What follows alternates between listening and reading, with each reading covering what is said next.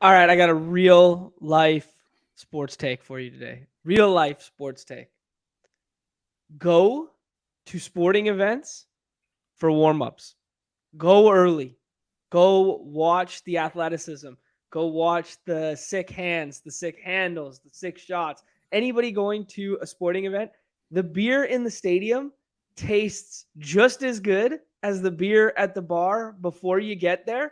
So go there and watch the athleticism. Get your money's worth because I fell victim to this for years where it's like, it's the cool thing. You go for a meal and then you're running over to the stadium and you hope you make it in time for the anthem. No. Grow the fuck up. Shelf that shit. We're going to the stadium. We're getting to the barn early. We're getting there 30 minutes early. We're getting our nice little pre-drink at the game. We're going right down to the hardwood. We're getting as close as we can. We're going to touch it. We're going to get a feel for that game, for that contest. And then you're going to go and work your way back to your seats. That's your take. That is your sports, real life, hand on the hardwood take today, gentlemen. That was a hashtag how rich moment. Yeah, literally how rich, bud. How rich to rant about people not saving money on $20 stadium beers right there. Goodness gracious. The EV you gain on stadium beers versus staying at the restaurant. I'm telling you, man. Like I forced my cousin last night. We went to the Canucks game, and I was like, "Yo, man, we're getting early. We're going into the barn. We're getting down right on that glass. We are watching the boys as close as you can for warmies. You're gonna appreciate the talent that's on this ice right now." For warmies, he said. I will say, going to see batting practice, like getting into baseball parks early to see batting practices is pretty dope. Like that's cool. I do enjoy that. I was at a game once and I was there super early for a Rangers game because I was with my cousins and they were giving away t-shirts and they won it. And my one little cousin, he's like 15. And he was like, yo, we need to get in. Like, they're only giving away 10,000 shirts. He's like, there's easily 10,000 people waiting to get in, like, right now. And there was, like, maybe, like, 300 people. Like, I was like, dude, it's fine. And we were there, like, 2 hours early. And just like, hey, well, at least we get to watch batting practice. But dude is freaking out. Yeah. I have a BP's electric. Opening day, like 2009 or something like that. It was the Metrodome days. We're still in the Metrodome. We're in a snowstorm. Opening day. We're standing outside in a blizzard. Oh my god! And we're not supposed to be let in for another hour. And like we're like little kid, like people. There's lines of people, like, and it's a blizzard. They end up letting the people in because it's like the people because it's so cold. The glass, just like looking at us. We're like, this is the worst. So they let us in. They the first 10,000 give T-shirts and whatever and all that. But the one person I remember watching, I went to a lot of Tigers games when Prime Miggy was going on. Watching that man hit some BP. Whew. Effortless. Just looked the most like and then to crack off the bat, I'm like, yeah, that looks like he's just hitting like a little T-ball like in the backyard, and that thing. It just sounds different. It just sounds different, right? Yeah, like, and I don't know if it was the echoing of the Metrodome just made it sound like it was like a freaking rocket taking off. But man, they that's all I remember is just hearing those daddy hacks in the Metrodome. It was something. Yeah. GA's coming in here with my next take off the top. If you do yourself a favor tonight, draft the NBA slate, draft all this fun stuff, but then watch this game. This game is like the national championship, the Senior Bowl, and like Summer League all rolled into one. It's everyone of anyone who has been drafted or is going to be drafted in the first two rounds of the NHL, and they play each other tonight in an absolute war at 6:30 Eastern. It'll be electric. And Connor Bedard is the best hockey player. I'm not gonna say ever, but like he is McDavid and Crosby level hype. Like this kid is phenomenal. Is there an idea of who's going to be the first overall? Like who really sucks this year? It's hard because it's a lottery. Like it's like it is like an odds based thing, and they pull the ping pong balls, and then the Lakers get it every year, like that kind of bullshit. I think I don't know. There are definitely some really bad teams in the West that Arizona and stuff like this, but it's too early to tell. But yeah, don't they play at a college stadium? Yeah. Actually, I'll shelf that one. My buddies went down there over Christmas vacation and whatever because they got some buddies on the team and whatnot, and they said it's just so fun. It's just so fun and so rowdy. Like just 5,000 people packed every single night, and the atmosphere is just great. But maybe less is more. Yeah, right. I mean, it's either that or they were putting 7,000 in an arena that can fit 20,000, and you don't want that. It was lifeless, right? Yeah, that sucks. Yeah, we're getting into this is the one. Yeah, saying Blackhawks are right up there to get the number 1 pick there. Anyways, we'll shelf the puck stuff. Let's do a little. It's a little Wobnesday. I don't know. I screw it up every single time. But let's jump in here. I have yet to draft, but I do plan on drafting a decent amount today. We have 6 teams involved in back-to-backs, back end, front end. We have Bucks, Thunder, Kings on the back end of back-to-backs, i.e. they all played last night. And then we have Rockets, Grizz, Magic who play tonight, but also play tomorrow. So just interesting of note when we're dealing with rest and stuff of that magnitude. This Atlanta at Sacramento, 2 teams that play absolutely zero defense and play fast, playing each other tonight. Highest total on the slate by landslide, and looks quite fun to me. Numi, take it away. Yeah. Yeah, well, I honestly, I'll agree with you. I was trying to be a lot more locked than I needed to be. I woke up this morning with like 17 inches of snow, and I needed to get my car on the street by a certain time. So all of a sudden, I'm clearing paths, and I see like my old lady neighbors like trying out, and I'm like, oh, okay, well, I'm not going to be that guy. So I started clearing paths for them, and next thing you know, it's like an hour and a half later. I'm finally walking in, and then I got everything in the sheet ready. But yeah. This game looks to be, I mean, if you just look at total, like something you want of the thing is, it's not like yesterday where we saw a total, I think, who was just playing Utah, Sacramento, was playing yesterday, and it was a 3-game slate. And it was like, I almost at this point, like I could just stack this game up. It seemed like that's what I wanted to do. I wasn't, but like I could get so many with there being, I think it was, what is it? Is it 10 games on this? 12 games. With it being 12 games on this slate, yes, it definitely, it's going to stand out. And I think projections are going to point reflect that way. That. When you, reflect that when you see it. But it doesn't like get too much or drive my process too much when I see this and be like, okay, now I'm going to stack up this game or anything. It's just good to know. Just kind of when you look at this, you see kind of like the possible injury situations, the totals, the games. Then you can kind of see like the macro perspective, and then when you see projections and what they're spitting out, you can kind of be like, okay, this is what I'm getting them. So that's a good way to do that too. But yeah, getting that right off the bat, and then me being the highest total game and being one of the 3 late night hammers, that's always pretty fun.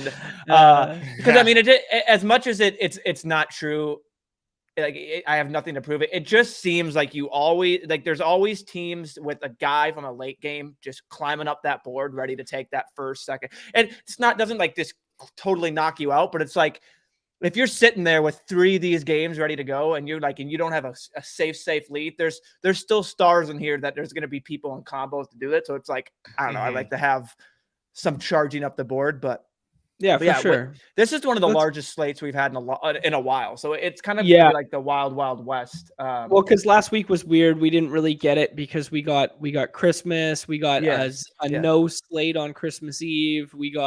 So it was kind of like the way Hoops has been working is it's kind of been bouncing all over. The injury stuff for today, I think the big one that we should start with was Joel Embiid just got downgraded to questionable like 25 minutes ago or something like that. Yeah. We'll precaution. We've said so much about the midday downgrades or early day downgrades and stuff like that, but he did get downgraded last game as well. and then ended up playing. So it's an interesting situation with him with ADP of the second player off the board. But outside of that, we have Booker out. We have Garland listed as doubtful, but I think it's a legit doubtful. And we saw what Donovan Mitchell did without him on the court last game. What did he do? I didn't see. Was it anything special? Yeah. Oh my God. It was it's like 7. I think it was like 70 points or something like that. Yeah, 71 points. Fantasy points, right? Like, fantasy, yeah, exactly, right. Oh, what was just hilarious because like you could just see me. I'm just a dum-dum. Like I put in there, hey, D-Mitch, you want to do anything? His first rotation, he goes out there and gets 1 turnover, 0 for 1 with 1 point. And I'm just sitting there. I don't think they get it. He just was sitting there with 1 point, basically. The second quarter rolls around. He's still sitting at like 1 fantasy point. I'm like, this is my highest exposed guy. This is terrible. And the next thing you know, I'm not even paying attention to the slate. I'm doing whatever. And I see like D-Mitch is charging up. And then people are talking about him. I follow Wob on notifications. So he's just going nuts on his like funny tweets. And it's just, I'm just like, oh, well then. And I look and he does that. That was unbelievable. That just goes to show you these stars, like when they have a bad rotation, like, it's not ideal, but these stars can really just say, it doesn't matter. They can fill it up.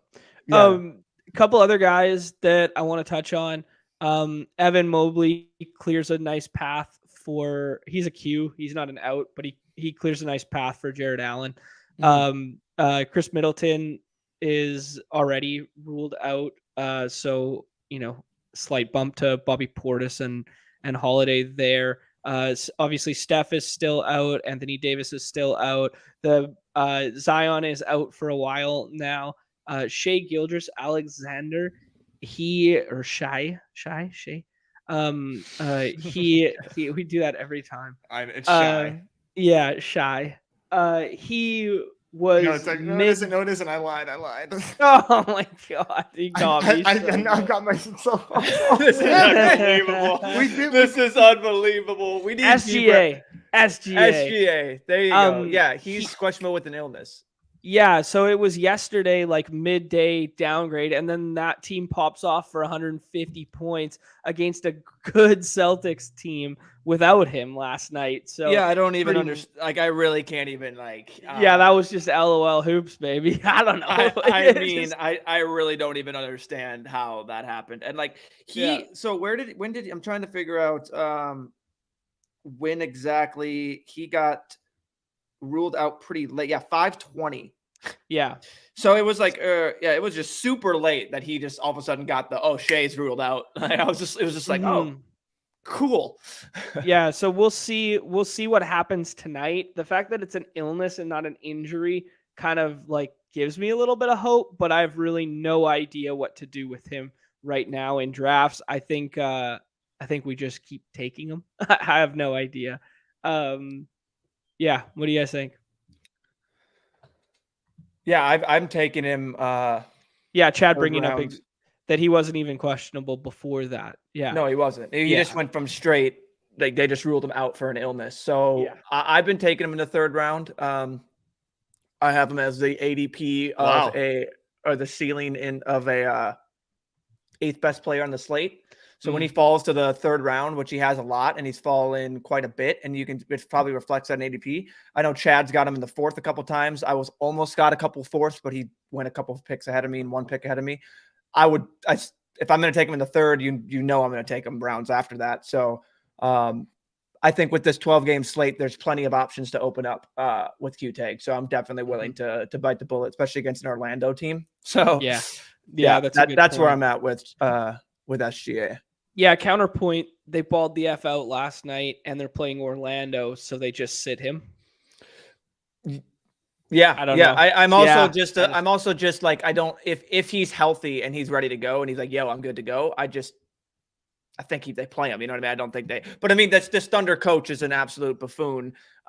with his starting lineups and everything that he does. Like he just tortures fantasy DFS players, bettors, anything in all of the realm. He just tortures us. So it's just hilarious, the lineups and everything that he does. So, but yeah, I'm willing to bet on it just because of the options and the value I think that open up. Per the sheet, when you sort by ceiling, I mean, you can just see that I have here, like it's sorted. So I think it's already sorted by ceiling. You can just see like there's players like Rudy Gobert, DeAndre Ayton, Jared Allen, even Jaren Jackson, Steven Adams, like people like that I think are perfectly fine swap options. We have Jaren Jackson / Steven Adams versus Charlotte today. So you know what they do when we fire up a center or big man playing Charlotte. It's wheels up. And Bigs versus Charlotte is the perennial cheat code this year. And like I know I will say shout out Chad for making me dig into Steven Adams has been on a monstrous run lately. And if he's putting up the numbers that he's been doing late, even with Jaren Jackson there, he's still an interesting 6th-round pick and definitely going to be swapped. That's why I'm way more into these swaps because of the ability of what he's going to give me. But Jaren Jackson being a 6th-round pick is someone that I'm like, I have to like reel it back in because I see him there and I'm just like click, click, click, click. Like I mean, Jaren, that's you could tell me that's when you see 6 stocks in the first like 6 minutes, and I'm talking it's just shit blocks like this, and then 10 rebounds in the first quarter. It's like. But you can also see 4 fouls in the first 2 minutes. Like it's Jaren Jackson. So it's all and that's what I think it's baked into his ceiling and where he's going ADP too. So, but the upside there is unreal. Chad reiterating in the chat how I feel about this slate, that like Sabonis has just been an absolute monster. Like he has one of the safest floors going right now with this run of double doubles. Like it's bonkers what he's been doing in recent memory, and his price tag is always suppressed. So if you want to get over the field, it is so easy to do so over and over again, because you can just reach, like in quotations, and take him as a first rounder because he's almost deservedly so, right? And you can note. I do. I will say I pretty much do. I've been following these rankings. I kind of do that. It's kind of like I may take a jaw there, but I mean, I like to take Sabonis at that 6-7, like the turn right there. Yeah, likewise. I really like that at the back end. And then Chip bringing up in the chat what we talked about with Embiid with the downgrade today, but how he's just not scared by it because of the situation was the exact same on Monday. Yeah. I Chip, you have to remind me, was it a foot on Monday too that he was questionable with or rest? I don't know what it's a foot tonight. That's the designation. I don't know if that matters looking too much into it, but yeah. I think when it's a midday downgrade, it can't be rest. It has to be designated as something. I remember someone smarter than me telling me that once. Yeah, that makes sense too.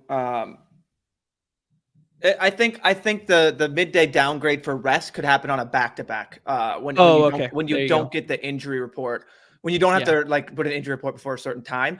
But I think by that time they would just rule him out. But they do the BS where it's like, oh, he's questionable with rest, and then like 20 minutes later ruled out. It's just like, why do we have that limbo? But yeah, right, yeah. Any targets, names, whatever relative to ADP? So our boy T-Box is taking Julius Randle, fourth. So he has him fourth in his rankings, I can see, because he's taking him at that 4 spot quite a bit. And one guy for me that's sticking out is Jalen Brunson. Brunson is actually per his ADP of I'm trying to see this here, 31.3. I have him as a 23rd ceiling. Nice. And then Randall sitting at 10 of 7. So like that's a fun way to do it. I'm definitely going to try and still get Randall. He's been absolutely on fire. Absolute nut matchup, insane usage. He plays for Tibbs. Well, it's along the lines of Nick Nurse's. They don't know how to rest their starters, even when they're up 20 in 2 minutes left in the fourth. You're still going to see them freaking out there. So it's just I totally agree with moving him up. Third. Okay. So yeah. Okay. That's even crazier. Not really that. I mean, it's not even crazy. I think it's just he's taking advantage of an ADP he thinks is suppressed, which I think is which is fair. I think that's valid. And it's someone that's interesting. Like I say, like there's players that whatever rankings you get, I know some people use ETR. I use a mix of ETR, stochastic, and just like read other sites. Like if you just strictly go off rankings, you're going to get players, you're going to get more players than others, and you're not going to get any exposure of others because of the way they sit. I still like to grab players to ADP and build different lineups, you know what I mean? And then take my bet. So it's stuff like that. But Randall right now, per the stochastic rankings, would be someone you would barely get any of because Shea is moved up ahead of him. So these look like yesterday's rankings on Spike Week. Spike Week's always a good free resource. January 3rd. Yeah, if you don't pay for projections and stuff like that, Eric always does some version of a blended roto grinders / his. I think it's a roto grinder / his own. He just puts in his own little input. But I mean, he's that's cool. He's a DFS pro himself, so it's granted, and he's in the NBA street. So yeah, that's a good sort. I mean, I like to pull that up with just using there's another site that I use there too, but just like totals and stuff, just kind of get a big macro perspective, and then just again volume will rule it. Absolutely, yeah. GM Brett Boy, what's good? Some other interesting talking points I will admit if you're using again certain rankings, but just going off. So if you go to Paulo, he's been absolutely disappointing. He's popping again in projections. I know someone was talking that they're going to have a lot of Paulo. Maybe it was Rydock. I'll have to go back in the chat, which I will say for the people in the Badge Bros Discord channel, I've opened up the thread. I didn't know if we wanted to do it right away. I didn't want to like separate the talk and do all that but I just felt like when it got down to lock and it got people just spamming lineup, like now we have a place where all hoopers can just spam their hoops. And if you want to go in there to the thread, just basically click the channel, click the little threads in the top right, whether it be mobile or that, you can find the different threads. We have baseball and other threads in there. Sorry. Yeah, maybe someone smarter than me in the Discord streets can do what you did with the NBA and put the MLB one right below it. You get what I'm saying? Like, yeah, when you bring it up on the left hand, whatever, we'll talk about it later. Yep, sounds good. Yeah, because I can see the NBA one like right there, but then I don't see the MLB one. I have to like click over and click on the thread icon within our channel, and whatever. Who cares? I'm probably just a boomer, but we'll figure it out. I think you might be, but it's okay. Yeah, I will say all the threads I'm active in are all there. I do have the baseball one just sitting right there. Actually, I got this in the mail yesterday. I got the hoodie finally, so let's go. I saw that. I was gonna say I thought that was new. Yeah, two colors of the hoodie. If you guys are gonna order it, I'd advise sizing up one. This is, I mean, I'm a big beefy baseball boy, but I don't normally wear an XL, and I'm wearing an XL in these ones. Oh, we got some news. Just breaking news. So the top two I'm going to name aren't really that important. Joe Ingles and George Hill for the Bucks are out. Drew Holiday conditioning out. Oh, that opens up a lot of minutes for what? Bobby Portis primarily? Portis, Brooke Lopez. We're going to have Javon Carter. I'm trying to think. That one's something like... I haven't got Giannis on there yet, so unless we get anything from Jan, that he's clear of the injury report. Grayson Allen, Allen, yeah. Grayson Allen feels like a sixth round like dart. So does Carter. Bobby Portis feels like you can maybe take him in like 100%. The fourth or the fifth round. Yeah. Well, yeah. It's going to depend up where the projections lie. I have been out of touch with NBA and going through the grind of it. Yeah, Javon Carter was Yep. I agree with you there.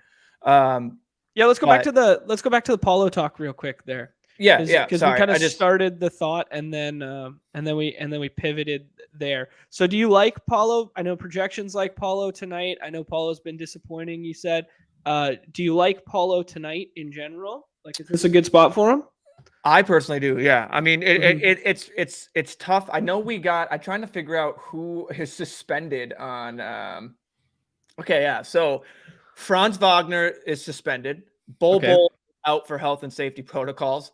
Jalen Suggs is out for an ankle. Mo Wagner is suspended.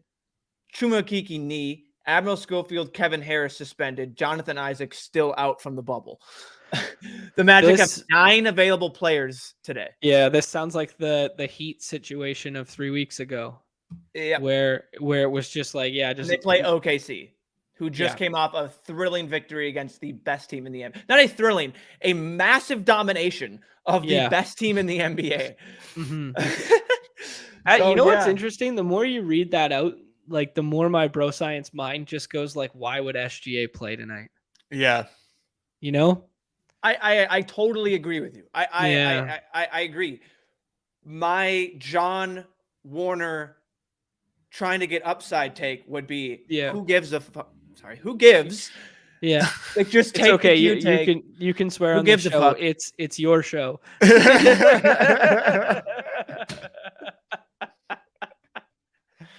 Promise. Oh man, that's good. That's good. Clip that. Okay. Like, who gives? Like, even if you had like a Joel, like I will say right now, I would give my Numi take is Joe. I would say it's like a 30-70. Now, what is that? What is that weight? 0.1 on the scale of actual, because I'm not that sharp into knowing these players, and I'm wrong like almost all the time. I think Joel's going to sit. I think Shea most likely also sits. I'm still going to take them because of the 12-game slate and the value that's going to open up. Now, am I going to take them consistently? It may result in me kind of backing off and taking different players and getting unique things, but I'm still going to take exposure to them, even if I definitely think. Now, again, this 12-game slate, this was a 10-game slate. Maybe a little. I still go up to 10-game slate. That's a lot. If each game you take off the slate, it's going to make me go, "Whoo," and I'm going to slowly back off. Yeah, so I will say to that. But I do agree with you overall.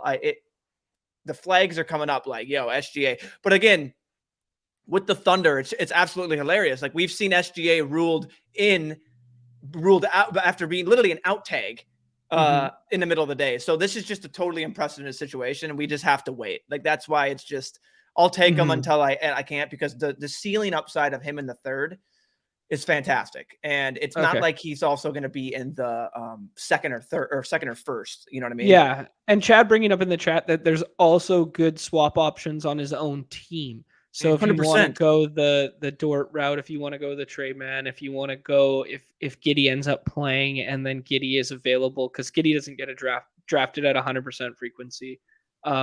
It's pretty close, but he most likely does. But it's like but it's like I would advise. I had my buddies here this weekend. It's like they're like, how do you do swaps? Do you just I'm like, what I would do is literally just put in the top 36 of whatever. You can swap them, but like I would still have the people around that 29, 28 range in there, just in case somehow you had an auto draft like me and you just didn't see them, or you overlook them and there happen to be in that draft. You can still scoop them up with a swap rather than just not giving the out at all. You know what I mean? It's a very small percentage chance. I know, but at least no, for sure. No. It's a good point to bring up there. Chris Paul's ADP is kind of buried right here with Booker out. That's kind of surprising. I thought he'd be up a little bit more. 217.5 total.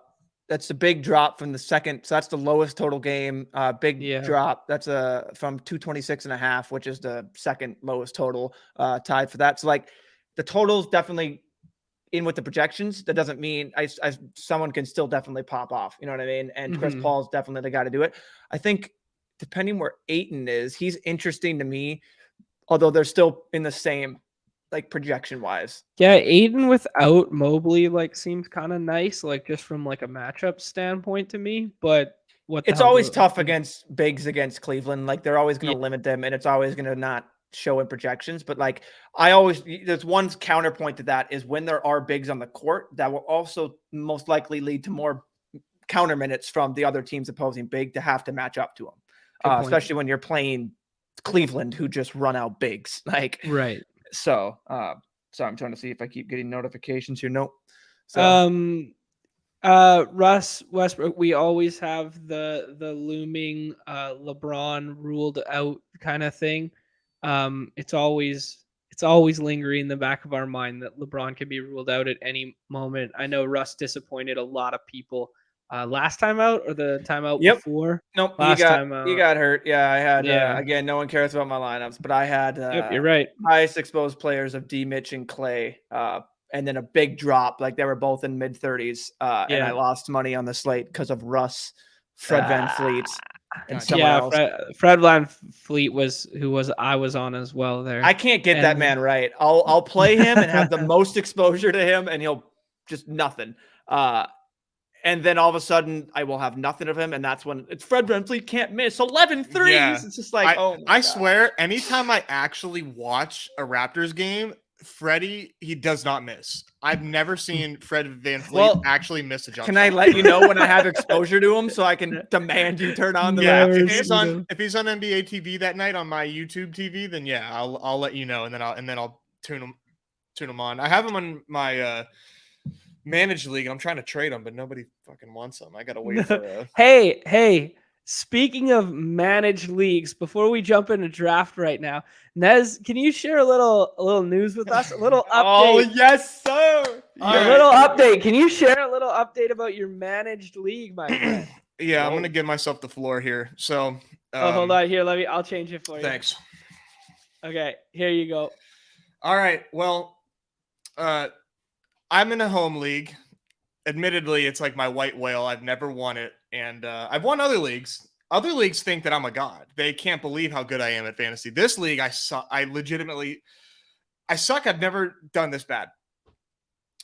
The punishment bouncing all over today. The punishment for last place in my league, in my home league with my college buddies, is you have to eat 50 chicken nuggets.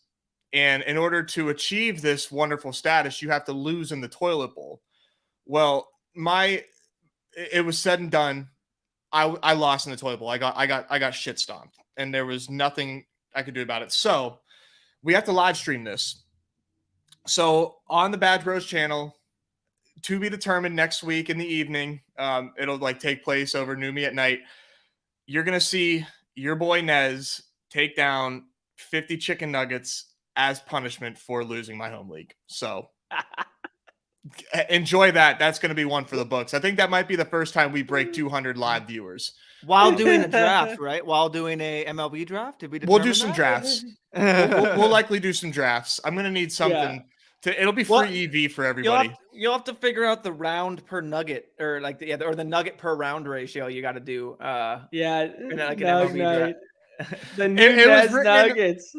It was written in the stars, man. This is why what you say matters. You got to be careful what you put out into the universe, okay? Because it's going to manifest itself in ways that you may not want. So your words are powerful, people.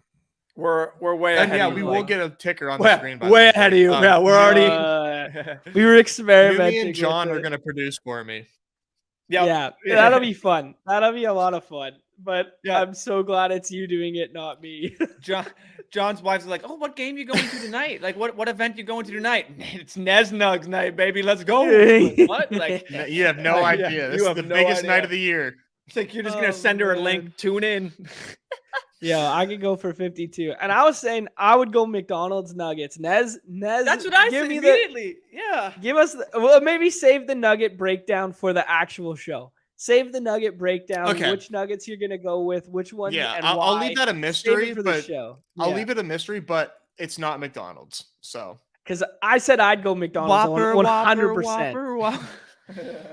Well, maybe it could be. It could be chicken nugget. 50 nuggets. Fuck my life. Oh man. So you guys are lucky. You guys are lucky. Oh, that's great. That's what I'm telling my wife. Is there any other names you guys want to say so that you look smart tomorrow if someone watches this show before we jump in a draft? You know what? There is one. Okay. Give me a little I know Nesmond. I've been kind of just letting you guys take it because you guys know your shit, but it's Kevin Huerter revenge night. He's got Sacramento versus the Hawks. Should have never let that boy walk. Now he's highest going total up. on the slate. Yeah. What's that, Numi? I'm trying to find him way down here in the projections. Oh, yeah. Oh yeah, sure. I don't think I think I don't know that Chick-fil-A. Alex's model takes into the revenge narratives quite enough. I think he needs to weight that like twice as heavy. Yeah, that's a good point. That's a good point. Revenge narrative is heavy. Any other names, Numi, you want to add? I like this Jared Allen a lot right here. Feels good. Any other names? Let's see. CJ McCollum with no Zion and no Brandon Ingram. And that's big time usage. I will say I'll do a duo actually. I'll say CJ McCollum and Valanciunas is fun because there's no Nance as well. Good point. So those two are fun. And yeah, that's also one thing I was trying to look up. The Kings are on a back end of a back-to-back with Huerter. I forget the injury, but he was not playing earlier in the season. So yeah, he was out. Oh shoot. I remember this because I was betting on the game with the boys that night. He was out for the I'm falling flat on my face. Sorry. I can't remember. I'm trying to find it. Yeah, if anyone wants to tell me what he's recovering from, but yeah, he was out there earlier in the season. He wasn't playing back-to-backs. So that's just one thing to monitor. But 5 more slots. Jump on in. Appreciate that, Chip. Thank you for your contributions today, sir. What is Ligma? What is that? What is Ligma? Bad food. I've never heard of that. Chip, can you explain what that is? I've never heard of that. One other thing, guys talking some ball. We weren't ready to do football yet. I said to the boys last night, I was coming home in a Uber from the game. I was coming home from the game in an Uber there, and I did my first BR of the week, and it just felt so bad. Like it just felt so gross clicking on those Bills and Bengals that are sliding, and then the uncertainty of the situation. I was just like, you know what? I'm not ready to draft this slate, but tomorrow maybe we do a little bit of the Saturday slate, and then maybe talk a little bit about the Sunday slate. But everyone in the chat bringing up the Justin Fields ruled out one, which is big and kind of shocking because he was going to be going for that rushing record. He knew it by heart in the interviews. He knew how many he needed. He ran all over the Lions last week. And he did get injured middle of that game and then came back. But that being said, I still thought by the fact that he came back that he would be playing this week, right? So you want to do a couple just a quick zoom ins if you have the on here? Yeah. Or you already zoomed? I'm good. Huh? How's that? Right. That's perfect. Yeah, it looks a little better. That looks perfect. Mm-hmm. It's been cozy. Yeah, he has a hip strain, so you don't want to mess with that. I think KD like against the Bulls. Yeah, second highest total on the slate, pretty sure. Seahawks in here. Just take Randall. No, I'm just kidding. Yeah, KD. KD's making an MVP. LeBron also playing Miami's fun. Yeah, LeBron for me against Miami. I know the Miami narrative and blah blah blah. The way that he's played recently and like just putting the team on his back at 38 years old, I just think he's going to be ruled out. I just don't think he's playing tonight. I think it's rust night. I don't know. Against Miami, I just I mean, he's not even on a back-to-back, so yeah, I just my spidey senses are tingling with LeBron. I know it's always the Q tag. He's one of the most confident that I'm in playing. So now he's definitely gonna be ruled out. That's a rip. That's a rip. John Boy put the nail in that coffin for you. I'm sorry, man. Yeah, I don't know. It just feels bad. I don't know why. It just feels bad.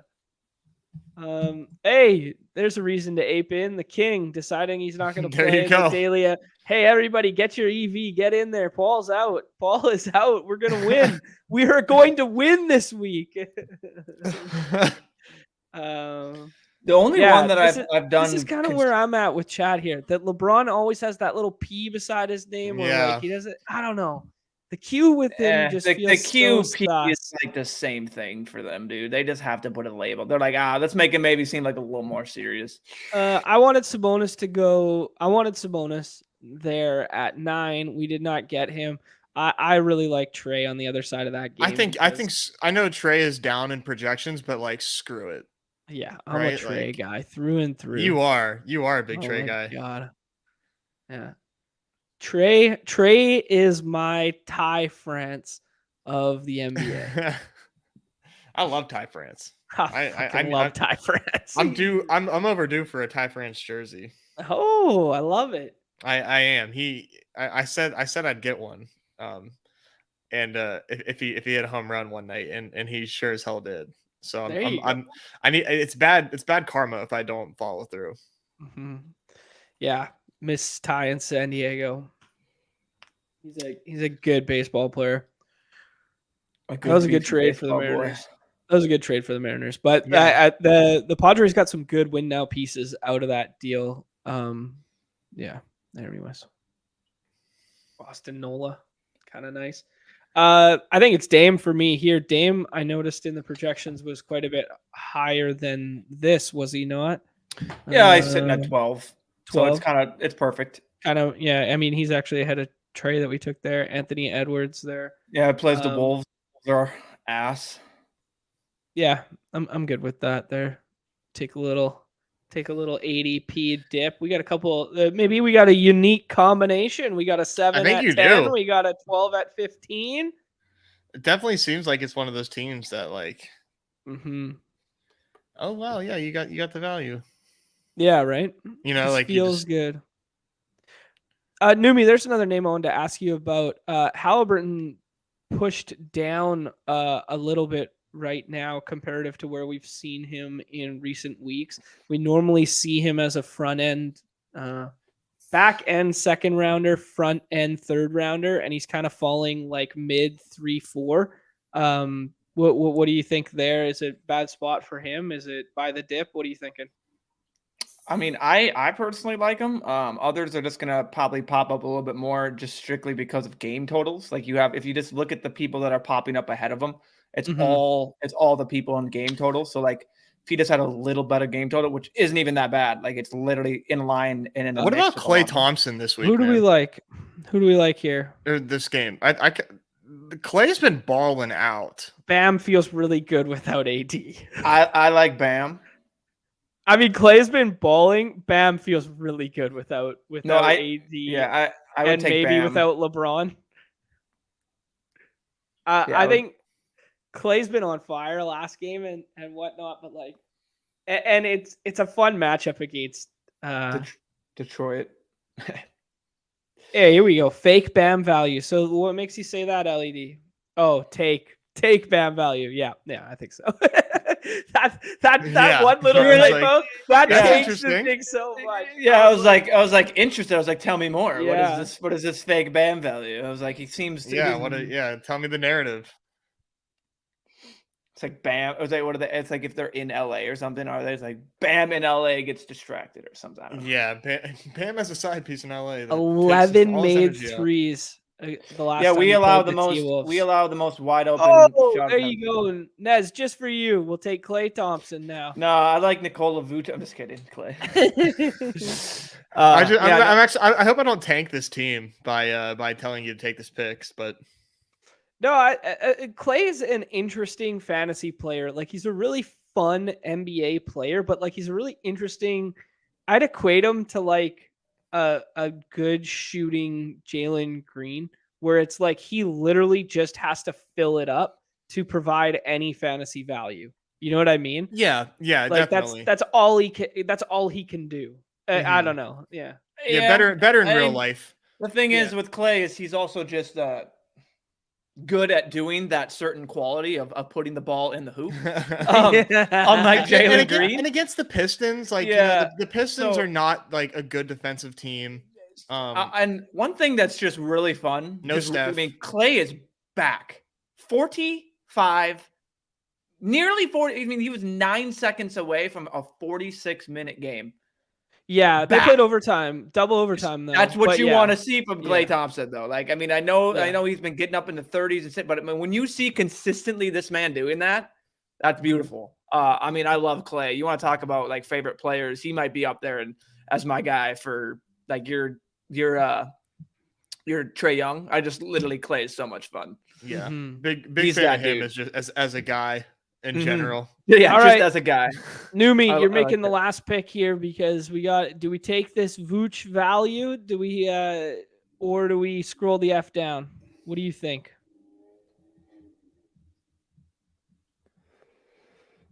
Is Jared Allen there or no?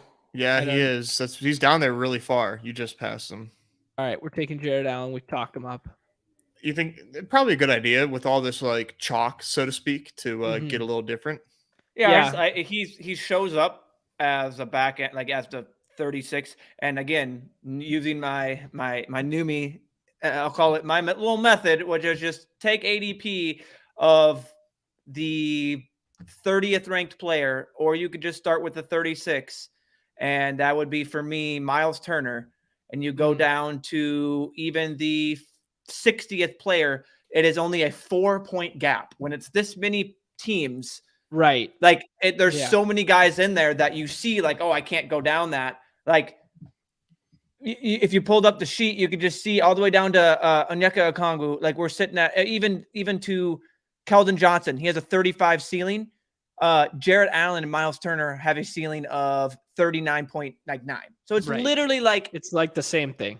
4.5 gap. That's all you're saying. That's really fun. I like to do that with these guys on a bigger slate. When still also taking the value and taking the guys up there. It's not saying, scroll down, but like, those last two picks are interesting. You can always do it. Like you think like, oh, you're getting value, but then you can go up there and equate it. Like even if you get Kevin Porter to fall at a 25, 44 ceiling. So what if you take someone in the 42 ceiling range? That's only a basically 5-point gap again, 5.5 gap in ceiling. So it's interesting. It's like if you just play those games and you talk about scrolling down. I think it's different in NBA because we talk about projectable volume and the way just like we Giannis tonight. Yeah, I am Giannis tonight. Now with especially Embiid, I would rather lock up my Giannis one and then get my falling Embiid if that's kind of how I would play it. Okay, I like that. LED in the chat asking Fred VanVleet or Rudy Gobert this evening. You like either of those, Nimi? So in the projections that I got, Rudy's popping he's always popping. So that's the thing you got to just be aware of, like with these inputs, like the projections like him. I'm still going to be skeptical. It's a good matchup. You'd like to think even with is Nurk. I think Nurk's not out. He should be good to go, right? Let me double check. Yeah, he's good to go. So I mean, it's still like the he's gonna pop. I would still just say be wary. I mean, he's definitely a guy that can put up break that slate. It's interesting. And Fred VanVleet, someone with a flat 36 ADP that's showing up too, fits into the equation. I said of scroll down, he's right in that 39 ceiling, clumped with a lot of people. So definitely viable. And he will be, given how he performed last game, he will be a tougher click for people. 100%. Yep. Yeah. Versus like the Klay Thompson click, he's a much easier click now that he just popped off. You know what I mean? We're gonna find our way to a pretty fun start here, I think. I think Giannis Siakam, feels like a very. That feels like a pretty rare start, no? It does, especially when you have Pascal as your sixth ceiling guy. I would also take Dame here. I mean, yeah, opposed to taking why gamble on SGA when we can just take Dame, right? precisely. I think if you go down to this like next tier, you can make the argument to gamble on SGA, but I think Dame, what Baby Stevie said in the chat with actually we never got an update on Baby Stevie said he was going to one of those games, Portland one, and he never reported back. I can't remember if it was a good game or not or whatever, but one of the nights we were drafting NBA, he said he was actually going to that game. Oh, yeah. I forgot about that. Yeah. I'll be going to the Mavs game tomorrow against the Celtics, so I'm going to have to get a little sweat going for that. I can see that fresh ass starter jacket behind you. That thing is nice. Yeah, that's Bria's. That's her outfit for the game. Of course, she's got it picked out on the rack already. You guys are gonna get some hot IG photos. I'll be taking the photos. I don't do well in front of the camera. I like being behind. Come on, you're handsome as hell. Get the hell out of here. A guy streaming daily. I don't do well in front of the camera. I not whenever when I have to get my picture taken. That is whenever it's you do this for. Hey, I just want to. I'm in the Discord. I see someone with random numbers here, just chilling in the Bad Bros voice channel. So if you're for some reason watching that, head over to the actual Bad Bros channel. Just 08182017. 8/18/2017. Oh, there you go. You're always on. Say your prayers. Say your prayers one time. Say your prayers one time, boys. Right here. You ready for this one? To hope that we get the guy, because I'm saying a prayer for the one guy right there. Say your prayers. Come on. One time, Tilted Bob. He watches, so. Oh, son of a bitch, Bob. Oh, God damn devastating. Who do we want here? Jimmy Bucks? Yeah. Jimmy Buckets, fill it up. And then do you like Clay again or little Kevin Porter? Clay. Yeah. Who do you like, Numi? Make the pick for us. What we said Brunson. I'm gonna go with Nez's boy, Kevin Porter Jr. Yes. Kevin Porter Jr. You like I do love some Brunson? KPJ. All right. He loves them, and he's been as Dark Sheep likes to use in his models. Hot recently. Yeah, he's been hot recently. We know how much Sheep loves that and brings that into his models. Yeah, Jalen. Yeah. We talked about this one off the top. Brett Boyle is he talking about Jalen Green or is he talking about Jalen Brunson? I think. Yeah, Brunson's popping. Brunson's popping for us. Jalen Green, I'm seeing at 35.6. What are you seeing on the sheet there, Numi? For some talk about Jalen Green versus Kevin Porter as kind of like a hedge or something like that. Oh yeah, Brett Boy was talking about Brunson. Brunson's popping for us. I like Brunson. Green is your typical going to be in that kind of middle range, but he's sitting at 49. He's in that range I was talking about, though, as someone to mix in that can easily do it. Who's to, you know what I mean? Who's to say he doesn't get it? So definitely worth mixing him in a few lineups, I think. Got it. Like it.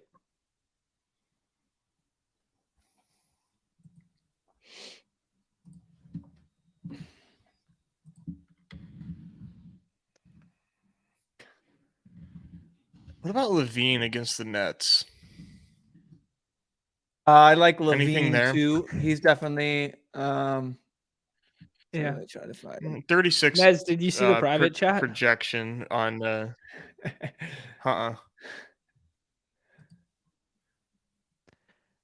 if Brunson falls back, I want Brunson.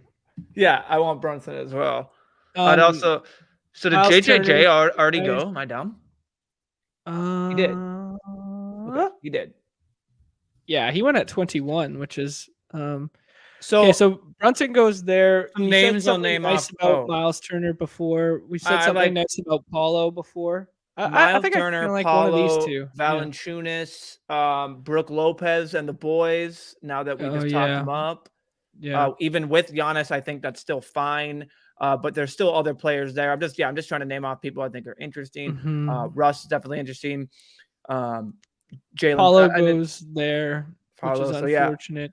There's So a lot of Miles- fun names on this slate. Maxey feels kind of fun too. I mean, not in the He same just came. capacity. He's like just coming back though. So let's That's do true. Miles Turner. Let's do Miles Turner. Yeah, he feels because good. if Embiid is ruled out, that's an even better matchup for him. Great point. Great. And I'm not a big matchup guy, but that is something that you have to equate a little bit when it's a Joel Embiid in there versus Montrezl Harrell, PJ Tucker, whatever small lineup they want to run out there. Is Trez on the Sixers along with PJ Tucker? That's like they should be. Am I dumb? No, I'm just saying that's like the craziest like shoe game combo in like all of the NBA on one team. Trez and PJ are always like wearing the most like ridiculous shoes. Trez, Tucker, Paul Reed, whatever. They don't have like another big center out there besides that. Here, I'll put it in the Discord here that we're trying to get 7 more for a live stream. On stream. What I was gonna say is I was doing the lobby scroll the F down. The lobby scroll the F down is you get all the way to the baseball at the far end. Yeah, scroll the F over. Scroll the F over. We need 6 more for this one. If anyone wants to jump in here, have a laugh, hang out with the lads. Let's draft a little baseball and talk it through on the fly again. I think it's a really good way of doing it because they're not 6-person drafts or 3-person drafts. We're so used to going like so fast. Yeah, bang, bang. Yeah. Yeah. The nice thing that with these 12s is I think what we're going to end up doing is we want to do ranking show and we want to do stuff like that. But like doing drafts is just way more enjoyable and way more fun. So talking through it on the fly and then just kind of if you're here hanging out or you rewatch episodes or that sort of thing, piecing that shit together for yourself. There's been some talk that we are going to be doing some written baseball content. I'm not sure where it's going to end up. If it's going to end up on a site of our own, on a Patreon, on a Substack, or on Underdog Network. That hoping for the latter, obviously. But we got some irons in the fire, and we're talking to some people, so we're gonna figure something out for a home for the written baseball content. But as of right now, the best possible resource you could use is Baseball Sheet, and there's a link to it in the description below. It's pinned in the Discord, I believe it should be. Yeah. He's gonna go public. He told me today that we can definitely use it on stream. He hasn't like officially. He hasn't officially. Oh, we got behind the paywall content, baby. But I said it's almost ready for daylight. So okay, cool. Yeah, so he's done his own rankings in here. We're gonna shit all over them at some point and add our takes to it and that sort of stuff. But man, just so many fun resources here from like positional charts and like just like what is this space garbage that he's drawing up here, and then division by division with all the players with the potential lineups that they'll be running out, where they'll be hitting, what their current live ADP is, what their positional rank is, what their underdog points per plate appearance is. It's like, man, I couldn't even dream up doing something like this on my own. So thankful that he's doing this for us. He released it officially today. There we go. So we'll retweet that. We'll pin that in the Discord. We'll allow everybody to have access to that. Oh, didn't miss it. Yeah, there you go. Kiwi Cat always hanging out in the Discord. One more. Come on. One. Let's go. One my more. ceiling fan's going nuts. What's going nuts? Oh man. Dude's out in Texas still wearing shorts, huh? Must be nice. This guy. He can't hear us. It's still snowing. It's still snowing. Nez, I said you're wearing shorts like that. Texas weather must be nice right now. I hate you It's so much. It's actually a colder day. It's like 50 today. Oh, God, get the fuck out of here. Not even short weather. That's not short weather. Oh, I knew the easiest way to tell new me. Oh man. Yeah. It's either that or somebody getting ruled out right before lock. Newbie's reaction's the same. Or Vikings losing by 1 million. Yeah, I don't know. Or about 1 million. I am for because I'm in the Dallas area, so come through to the Mavs game tomorrow if you want an ass kicking. I'm fighting everybody. Wow, Chip just the run pure, eh? That's what he does, man. Yeah. Okay, let's talk about some names here. We rolled ourselves 12-13. We got friends and family draft here. Love to see it. Baby Stevie, Osmo Chip in here. Tilted Bob hanging out after he just sniped us twice on CJ McCollum. Brett Boy, Blake, Dark Sheep. This is great. All right. Love to see it. Chip's alt there, Philly cheese? Is that? I think that's Chip. Chip's double dipping for the EV. Glorious. For the stream EV. Is that Chip's alt? I need to know Chip's favorite place for a cheesesteak. Is it where is it? Oh, let us know. And the debate. Garrett Cole has been shooting up the draft boards, largely due to one player who takes him in the first round all the time. I don't know how I feel about it. I'd love to know how you guys feel about it. And then I just want to throw out some other names that I was thinking. I was going through the rankings and stuff last night. I threw out a tweet just kind of off the cuff with some of the late outfield targets that I like. I'm going to do the same with infield and pitching soon. And these things are in constant flux. But what are your guys' reaction to Garrett Cole shooting up the leaderboards here? I don't know, man. I think he's obviously like a top 3 pitcher in fantasy. But something about Garrett Cole, like I don't love his ceiling necessarily. I think he has a very safe floor. He's very reliable. He's going to throw a ton of innings. But his like calling card is like giving up like a ton of home, like gives up a lot of bombs, and like he just seems to just not be like truly elite, but just like super consistent. And the batters that are around him, like it's really hard for me to not go like outfielder whenever I still have Garrett Cole on the board personally. I think I can get better, just do better with my picks than take Garrett Cole within the first 2 rounds personally.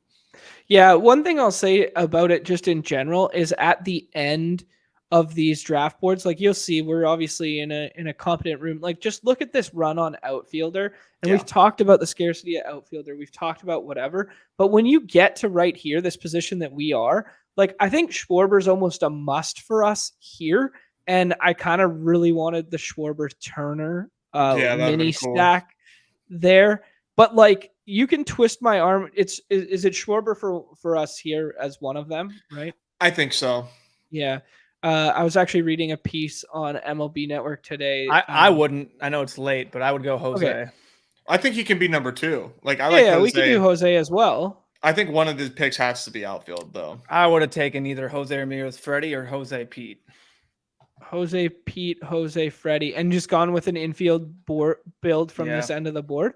Interesting. Okay, that's okay. Well, let's talk through that in a second. Let's take Jose here and just kind of see where we end up. We can see that Fernando Tatis is already moving up again. His ADP is now under the 18s. He's in the 17 range there. Is there a more underappreciated baseball player on planet Earth than Jose Ramirez? I don't think so. I don't think so either. Hard pressed to find one. Yeah. It's pretty appreciated in Cleveland. If there was, sure, certainly, but I just feel like he's such a good. It's different. He kind of gets a little overshadowed, I guess you could say, because there's no third base position. It's just all infield. But as a third baseman, I mean, like, god damn, he dominates. He's a Twins killer, man. He just owns us. In like fantasy, like it's Jose Ramirez as the third base position, and then just like everybody else. It's not even close. Yeah, I mean, you could put Rafael Devers kind of like in that next little tier by himself.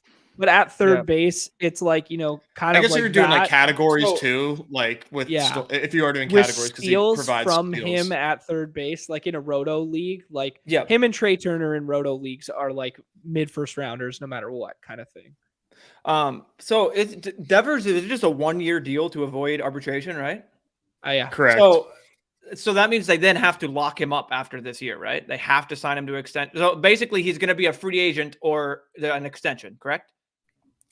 Yes. Dude, I could just see him going sicko mode. Right?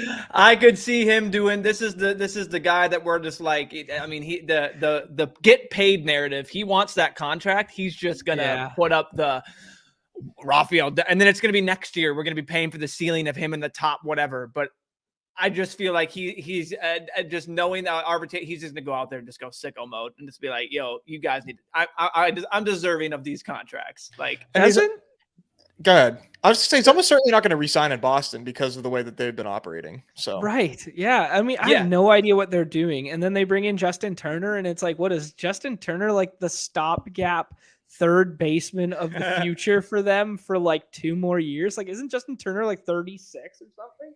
Like, what the hell is going on here? The future. It's weird. Yeah, it's so really bizarre. Weird. And then they do the Kluber one. Anyways, I have to finish my thoughts because this is I was listening back to yesterday's episode and like I'm pathetic. I literally like I'll say something, I'll start a thought, and then we'll go on a tangent somewhere else, and then I completely forget my thought. I was reading this MLB.com article today that suggested that Kyle Schwarber would benefit the most from in terms of like raw hits. Would benefit the most from the removal of the shift. Interesting. Probably not surprising to have his name there, just given the quality of hitter he is and the way he hits the ball and blah, blah, blah. It's not surprising, but like what I found surprising is it only resulted in like 18, I think, more hits. Doesn't that number just sound low? I don't know. Maybe it doesn't. I don't know. For one batter, it does seem low. Mm-hmm. But I guess on the grand scheme of what it'll do for offense, what they're expecting is like on the whole, it should be a much bigger effect. But I'm kind of curious. Like one of my buddies was bringing it up, and I saw it. I've seen other people talk about it as well. Will more people be selling out for poolside power because they can't shift to the poolside? Out of other than just like being the batter on second base, how the new shift will go. Because of that, will it have the opposite effect because people are going to be striking out more? Is it actually going to make the 3 true outcome baseball era even worse because more people are striking out because they're selling out for power? Interesting. That could be interesting. That is very interesting. I hadn't thought about it in that regard yet. But I just want to say that I heard absolutely nothing that you just said because I was just looking at you holding your microphone like that and being like, man, that's fucking cool. Like that's that is cool as shit. Like I got this thing on a stand here and stuff. I thought it was practical. I thought it was smart. I could use my hands. I mean, that's cool as hell. I could take this thing anywhere, man. I can do anything I want. This is the new me. I've been waiting to do this, and now we finally got baseball. So now I can move around and take the mic with me. It's where it's at. This is the new age. Numi, give me a pick here. Yeah. So, I'm gone. Oh, Andy my browser ruined a setup. Yeah, I don't even know what just happened, boys. Okay. Am I here? Can you hear me? Make a pick, John. I'm lagging. I'm taking make a pick. Cedric Mullins bounce back. I know the park wasn't great for him, and he still put up 1,300 underdog points. I just think that Baltimore lineup is better than everybody's giving it credit right now, and the way he's going to run, if he gets a little bit of that pop back and finishes with 25 instead of 19, I think he can return second or borderline first round value. I like Nimmo here. Nimmo? Oh my God. I would never. I'm taking Scherzer. Oh my gosh. Well, here's what you're missing out, man. The leadoff hitter on like the best team in baseball that we've seen like put together on paper in years, and he's hitting leadoff. I mean, is he? What about Starling Yes. Marte? What about Starling Marte? No, it's Nimmo. You think it's Nimmo? Nimmo's lead off. Okay. Fucking So- Nimmo. Taking Brandon Nimmo in the 4th round just feels so blah. Like It just does. like It does, but you have to put like your shame and like your pride, like everything that you like, self-respect, just put it to the side and understand that Nimmo is going to get a shit ton of ABs and he's going to get a shit ton of runs. Like, yeah, that's fair. Like the counting stats if he stays healthy and hits at the top all year. That is true. He does have to stay healthy though. I mean, he's not necessarily the most, beacon of the healthiest guy. He gets injured a good bit. So there's your saving grace. Yeah. One offline here. I'm gonna bounce through the chat here. Numi, what are your thoughts on that whole situation? Those picks there. What would you have liked to have seen and done? What did we take? Besides we Scherzer? We took Scherzer and Cedric Mullins. Yikes. Yikes. Big Cedric Mullins guys, are we? I am. I actually am. I'm a Cedric Mullins guy. For him to get platooned or what? No, him get platooned. He was fucking like 3rd in MVP voting 2 years ago. And then got platooned last year, did he not? At some point, like he literally was not taking at bats versus lefties.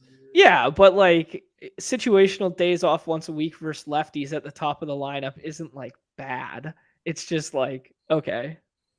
I think they were getting a little too cute with it too. I'm not sure that'll stick. I'm going. I got burnt last joke, year, but I'm not that in on Cedric Mullins when there's guys like who are the outfielders behind him or just the players behind him. Click the draft board. Oh, that we had.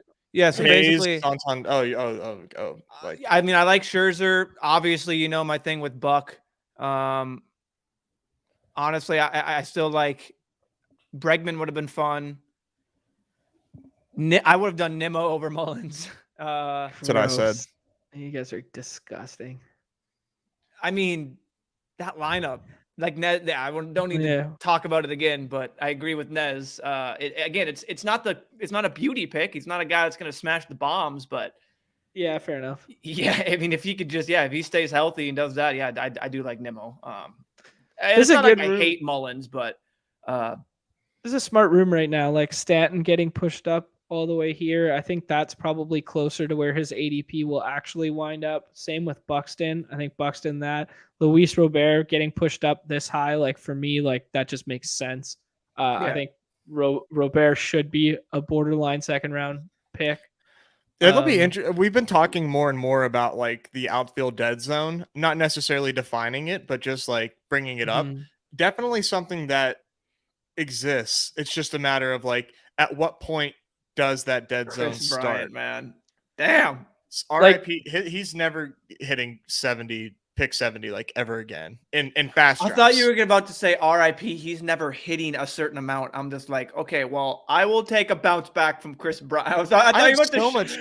I've been taking Chris Bryant in like the 50s. Then you said hit. Oh yeah, no, that's what I'm saying. Every time I would wait as long as I could, and then when he would just get to the tip of the screen, I'd be like, he's mine. No one can take Chris. Like I there was that sweet time period where you could double tap Chris Bryant and Giancarlo and just get them over late. Oh, that was fun. This is the equivalent of a Ship Chasers draft with the Piss Boys right now. What this is. This is like the fact that like these 4 players like in Marte, Bryant, Eloy, and Stanton are going like this high. I mean, and everybody's kind of like leaving pitcher, and it feels really really sharp, really good right now. I think Harper's going to be a big talking point for us going forward. I love to pick some other people's brains on that. I just wanted to address baseball sheet right now. The UD rank is just Steamer's projection in rank form. So it's not like his subjective ones, but he will do subjective ones at another point in time. So it's just kind of porting the rank directly over. Kawhi and PG out. That's tomorrow's slate. They're not on tonight's. So yeah. And then Dark Sheep is bringing up interesting theory regarding Cole's highest home run rate last year and Aaron Judge better baseball data. Yeah, that is interesting. Okay. So if you're not familiar with that, MLB was playing with like Goldilocks baseballs last year. So we can make these picks. Okay, let's Wander sounds fun. A Santander stack is whatever. I like Frammer. I don't know what you guys think. Yeah, I like getting him. Okay. So we'll get our second pitcher here with Frammer. We don't have to do this, but one thing I've been doing a little bit more of has been taking. We could do TL. Yeah, let's get your boy. What have you been doing? I've been taking 5 pitchers around before the 100 mark, and then just calling it a day. Yeah, little hyper fragile pitcher. Okay, let's try it. And the let's reason try it. Why, it's a good room someone for here, it. Manoah. I like Manoah, Wheeler. I like Wheeler more than Manoah. I think Wheeler's due for a nice bounce back. Yeah, no, I just say I like them both. The reason why I'll say this is he put this is just my brain thinking. If it's not right or wrong, anyone can rip this to shreds. He put in the chat yesterday how was it infield related to was it RB or was I wrong? Either way, pitcher related to a kind of a mix of QB and tight end is what he kind of envisioned. On a Twitter thread, he said that. Yeah, and I forget whatever the other ones were. It doesn't really matter because I just thought about the pitchers. Is he said they were like a hybrid QB tight end mix, and how I equated that was okay. What if I then kind of broke it down to you're normally gonna if you take 2 bully quarterback, you're taking 2. If you take 2 tight end, you're taking 2. I tried to like mix it in, and then obviously you're gonna have to take another. So I'm like, what would be the bully kind of strategy if you did that in terms of, like I know some people in terms of taking a Patrick Mahomes, Lamar, and then Andrews, Kelsey, if you could get it, you know what I mean? Like stuff like that. And I'm like, what if you just did it? And I did it with 4 pitchers and I can send the team and then like kind of safer pitchers. And then I took the risk at around pick 100 of Hunter Green. And I called it. And the reason why I sent this, I'm like, most people I feel like would then put a condom on this lineup and go for 6 or 7 other pitchers just to fill that. And I'm like, and I did I need to start drafting more like I'm right. And like these pitchers hit. And even if they don't hit, they not like during the whole season, they hit at the right time. You know what I mean? They don't have to hit during the whole season and be great. They can like 2 of them or 3 of them can kind of hit and they kind of keep you afloat. And then they can really hit in the playoff time. So I loaded up on just 5 and then I ended up taking just 15 batters and sprinkled them in. And it was with an Aaron Judge team too, where then I took Aaron Judge and then didn't take an outfielder until like 140 and then missed the quote unquote dead zone and then just hammered infield and pitching. So it was Judge and then pitching and infield and stop with 5 pitching before 100. It's just like lineups like that. You're betting on your right. That's not like there's be all end alls. There's other lineups like that. I just think it's an interesting thing because it'll definitely be a unique construction and it's an intelligent way to do a unique construction. Yeah. And it's just the thought of not throwing away or capping the risk with getting the safe thing, I feel like is something that, that's funny. Like it basically like, oh, I got this. And I started with DeGrom and I got another pitcher that's kind of safe. Like even going that 5 and then capping it maybe at 6, that's fine. You don't need to get even at 5, you don't need to get those others. Like bet on DeGrom having the year back and having this one baseball season of him being healthy. You know what I mean? Like, and I think also they're not obviously flex eligible and you only have to start 3 of them. So you can get more fragile with that. Just to go back to what I was saying what Dark Chief's comment was about like the theory of Cole's high home run rate. He always has a high home run rate. Like if you watch Garrett Cole, like he's due for a home run like almost every time he goes out. However, there was actual proof that the baseballs that were being used at Yankee Stadium were bouncier, more likely to go for home runs than other baseballs used in baseball across the league last year. Like there's a whole article about it. There's proof of it. So that is like something that you could potentially bet on and say, well, maybe there's going to be natural regression because maybe they'll use a uniform baseball for once in our fucking lives instead of using 3 different balls that react differently when hit at the same strength. So definitely interesting. But I do think Garrett Cole though he's been prone to the long ball his whole career. So that's the TLDR on that. Yeah, I like that. I don't know what the other one that Dark Sheep was talking about here. The context not too well actually, but he's behind Seager. I wrote a whole article on it. Probably about the shift. About the shift. Gotcha. Okay. I'm a big Taylor Ward guy. I'll say that. I thought we were going to stick with our plan, this hyper fragile before 100. We can.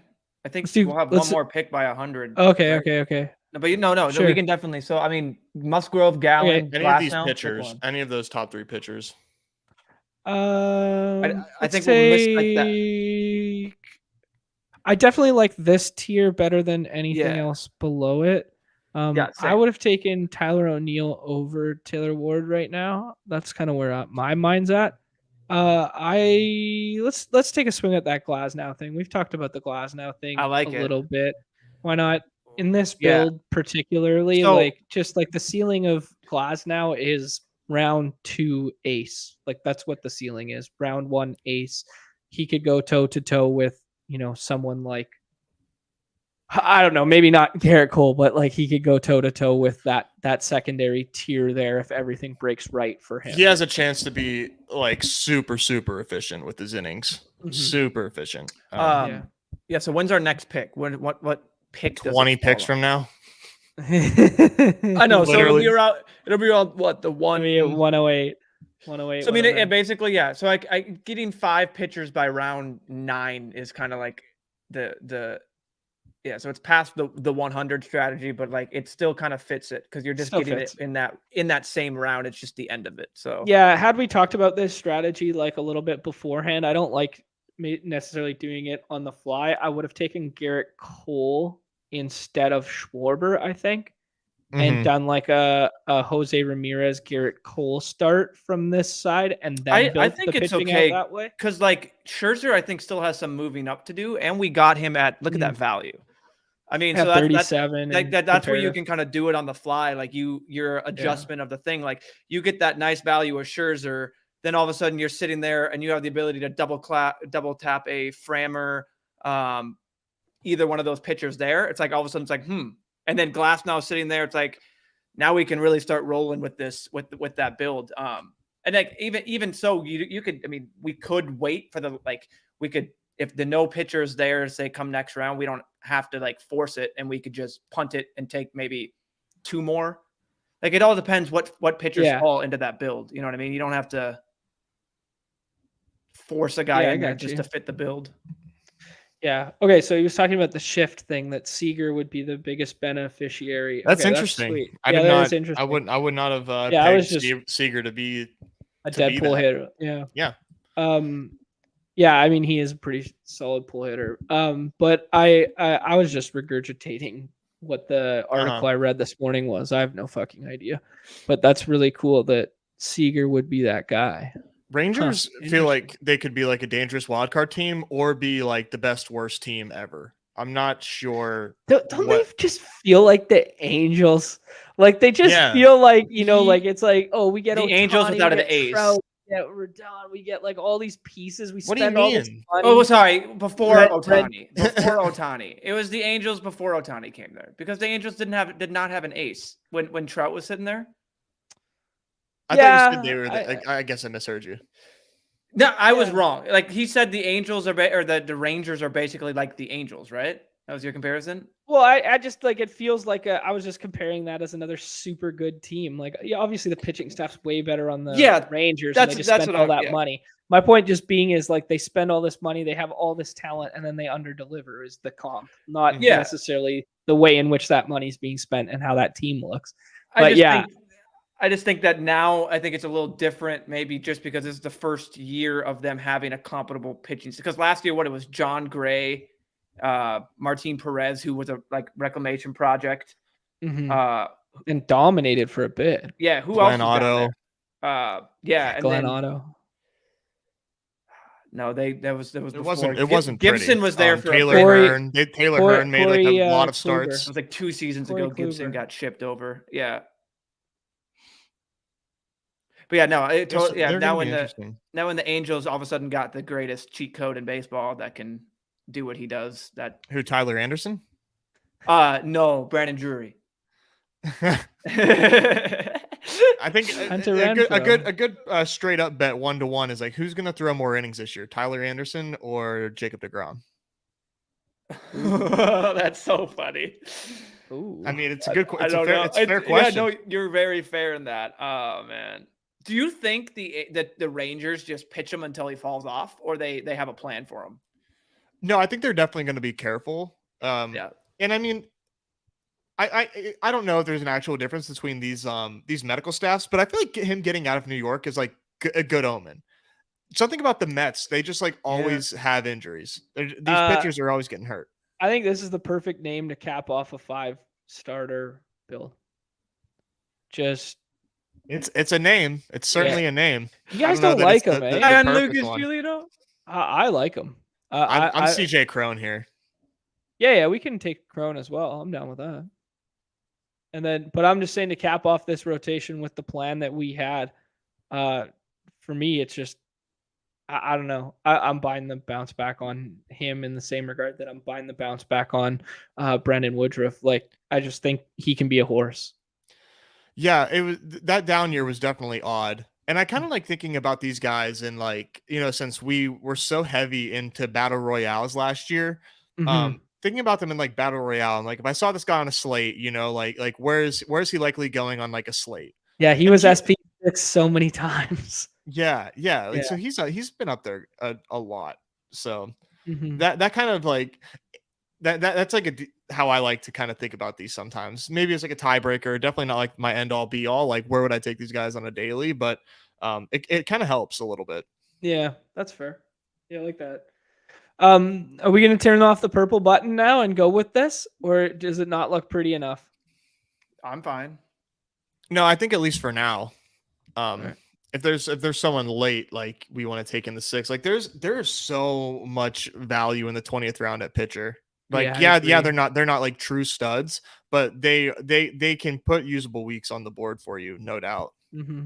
Interesting strategy from Dark Sheep here, going with like kind of like an anchor outfield. Yeah, and he gets the Houston stack in the middle, and then he just rips off this middle tier pitching where I think all the value in the world is at. To touch on why the Giolito thing, why I'm like I totally get the bounce back for him. Mm-hmm. Like that's what you're betting on, but last two seasons his K and walk rate and swing strike rate have just gone down drastically. His fastball velocity gone down. So I mean if the strike rate and velocity can come back, like it's definitely for sure. But yeah, there's definitely a reason for him falling that far. I mean, as we know, not saying you don't, but yeah, it's interesting. There's names around there I think I would have rather had just personally. Like who? I think behind there was like Bassett. I think even someone needs to tell me how to pronounce his name. The Japanese guy to the Mets. I think it's just Kodai Senga. Kodai Senga, yeah. I mean, he's like you said, Gosman-esque with that split, right? I mean, he's just mid-90s with a split. Like I don't know, but he definitely fits the profile. Don't get me wrong, and it could just be my biases, my Chicago White Sox bias coming in. That's kind of like my Nez's Cubs. The White Sox are like that to me. I absolutely hate them, except I recognize the talent in Eloy and the boys. Yeah, I absolutely hate Tim Anderson, so I will never draft him once. Wow, spite drafters. Oh, real quick, Shay, our boy Shay has no injury tag now. So, oh wow, those third round SGA teams are gonna look real nice. Rip. Yeah, rip my Wobnesday. Shit.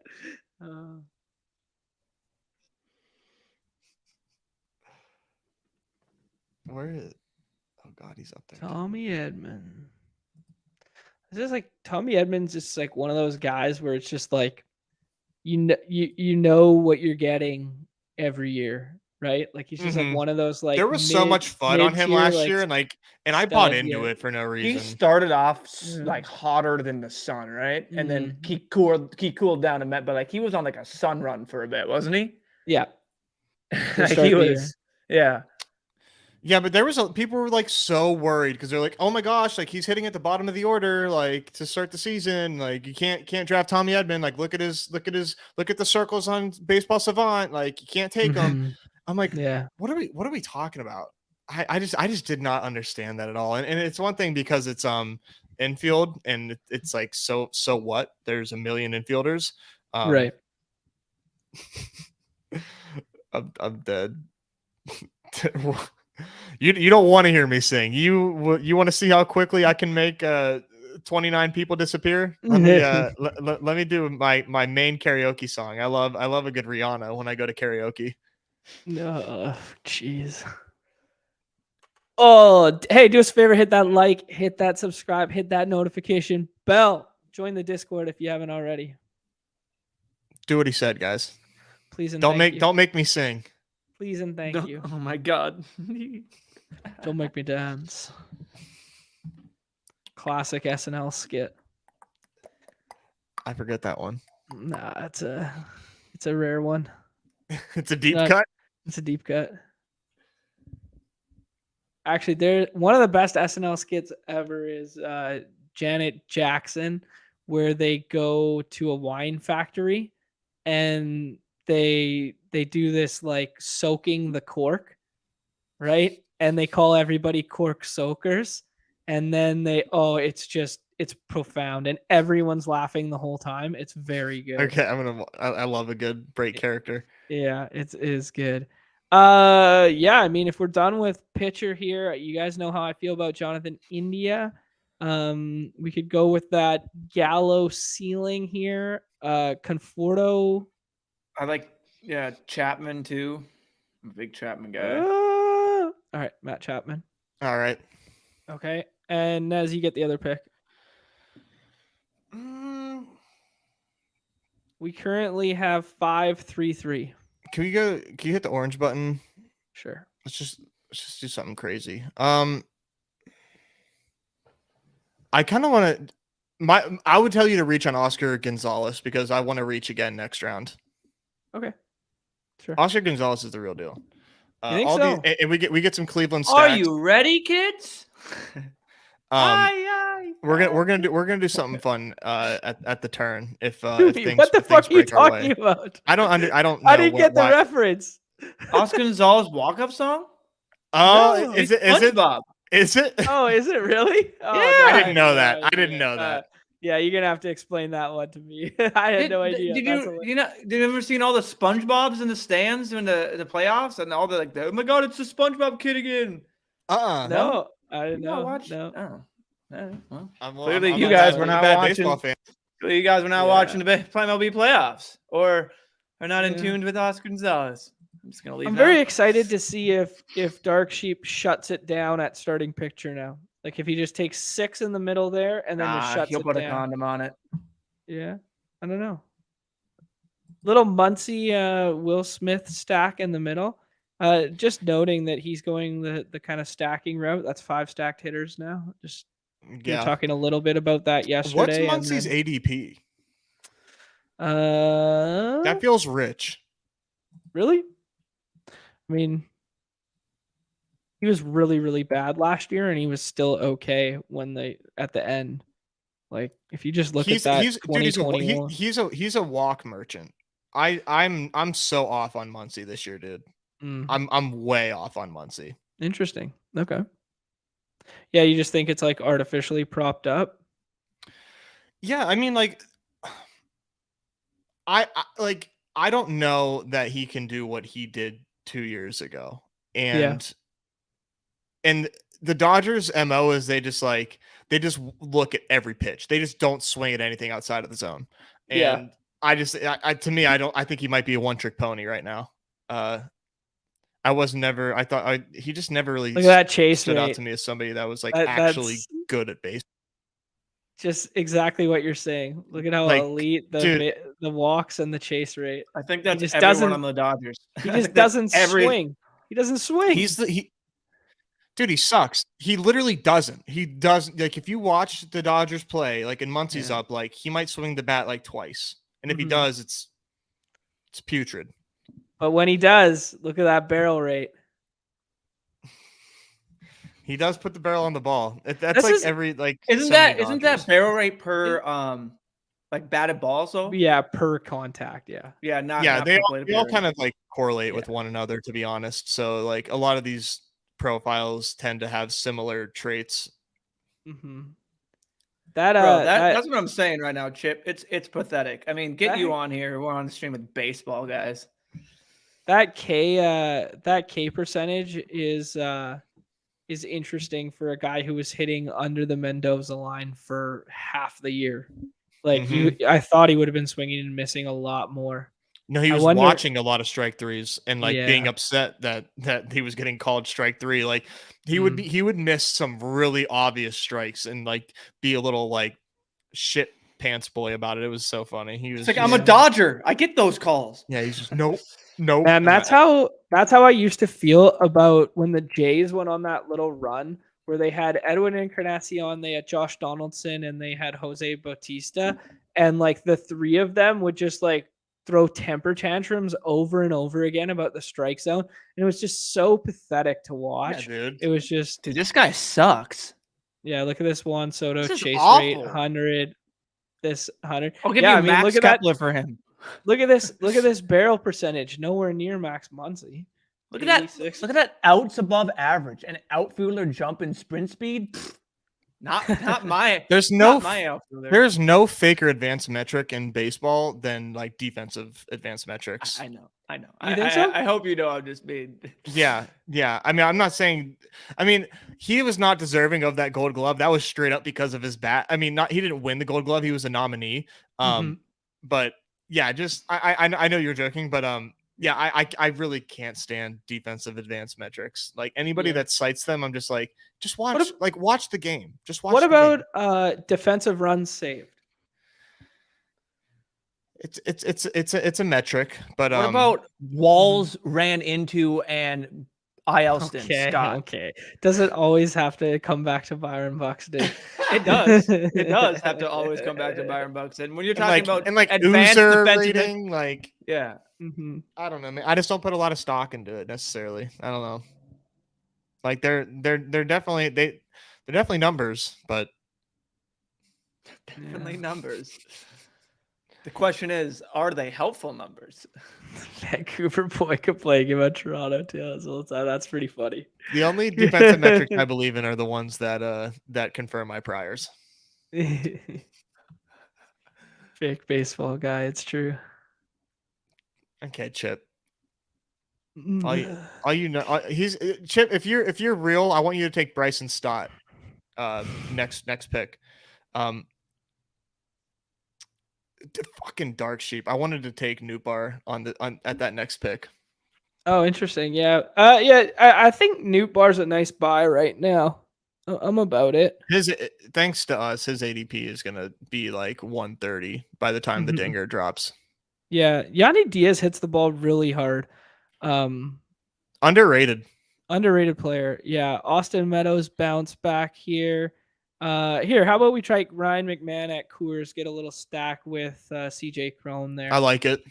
Yeah, that one feels easy. And Numi, why don't you make the next pick? You guys gotta make this pick. Hold on, I think the snowplow's here. Oh, okay, sure. What about Salvi? I think we can get him next. We might not be able to. That's fine. That's fine. Or we could go Rosario and we could build out a little. I like Rosario. Staff. I really like that Cleveland lineup a lot. Okay, sure. Yeah, and I mean, like we might be able to get Blackman too to stack Colorado. Okay, cool. Yeah, I mean Rosario feels nicer this year of a click than last year because the playing time feels more guaranteed with like the him and Jimenez situation a little more like ironed out. Last year, I think it was a tough click for both of them, and their prices were both suppressed because we didn't really know what the lineup was going to look like. We didn't really know who was going to play short. We didn't really know, were they going to move them to center field? What were they going to do? And now it kind of feels like, okay, yeah, they could both be hitting, third I guess he would hit second and Jimenez would hit sixth. Is kind of like they buried him in the lineup, which is like frustrating. But dude, that lineup is like really really sick. Like look at that. Josh Naylor hitting Oscar Gonzalez hitting seventh. Yeah, Josh Bell in the middle of that lineup just feels way nicer now too. Like just a I'm good, excited. I'm excited about him in Cleveland. yeah, good hard contact guy, like plus walk rate guy. He feels nice. I feel like I had dinner once. I'm about to pull a you. uh-huh. I had dinner once with a pitcher. I'm not going to I'm actually not going to name his name because I don't want to like do some like docs by proxy. Okay. Starting pitcher for the league. His most feared batter that he's faced is Josh Bell. Wow. He says he hated facing Josh Bell. Yeah. Wow. I was really that like as like a Pirates fan, I was like, oh my God, are you serious? He's like, yeah. Yep. Remember when Josh Bell, I mean, obviously you remember, but when he burst onto the scene, like with the Pirates there, and he was just hitting these tank jobs, and you're like, oh my God, he's switch hitting first baseman with power. He's a big, beefy baseball boy. He's got a good eye. Like, oh my God. I thought he was going to win MVP that year. I swear to God. I was like, that first half, I believe it was 2019 or 2018. I can't remember now because the years have gotten away from me. But like, yeah, he was like unbelievable how hard he was hitting the baseball. Yeah, just miss that. Yeah, and talking baseball is so much more fun than talking any other sport. It's because you can, I mean, you could just be romantic about it. You could just throw out cliches. We could talk about all this kind of bullshit, like football and stuff. You have to be like so like we can't just be like, I don't know. Can't just be like, yeah, Tyler Algier, man. Yeah. He was so nice in college. His one cut running, he would get downhill. Like you just say the same shit about everybody, right? But with baseball, like there's just so many different player types, profile types, body types. There's so many different that like you can just organically talk about the game so beautifully. And it's nice because like it's so independent of like what's around the players a lot of the time. Like, yeah, being in a good lineup helps your fantasy output. But it like if you put like McCaffrey on the Texans, like he loses like a ton of value, you know. But if you put like Juan Soto anywhere, like he still has a lot of exactly. Yeah, that's what's nice is like you don't have to be like so concerned about all of the moving pieces, which is what makes football like difficult and why like the sharps are the sharps and whatnot. But this is just from a talking on in front of a camera standpoint. Give me baseball every day. Yeah, every day, and drafting too. Honestly, yeah, the drafts are way more fun, in my opinion. I don't know. It is. I'm getting a weird feeling though, like right now with like the optimal drafting of outfield early. It's really hard for me to not do that, and I don't want to pigeonhole all of my builds like that, and I have a ton of a lot of days left to do drafting, but right now it's super hard for me to do anything but go outfield like every other pick until I have 6. Yeah, I feel that. So what is Mondesi? What did he tear his ACL? I can't remember what his last injury was. I can't remember what it was either, but it was bad. Oh man, don't you just want to take another shot on him though? Don't you just want to give him one more year?